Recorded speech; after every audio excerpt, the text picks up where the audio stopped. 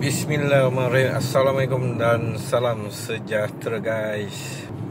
Hari ni 21 21 bulan 5 2025. Rasa berdebar untuk saya pergi ke showroom untuk pick up kereta.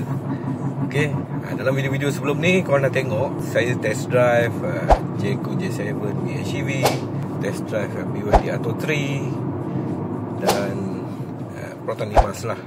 So, manakah yang korang rasa menjadi pilihan hati saya? Okay, jadi jom kita tengok kereta apa yang saya nak ambil ni. Alright.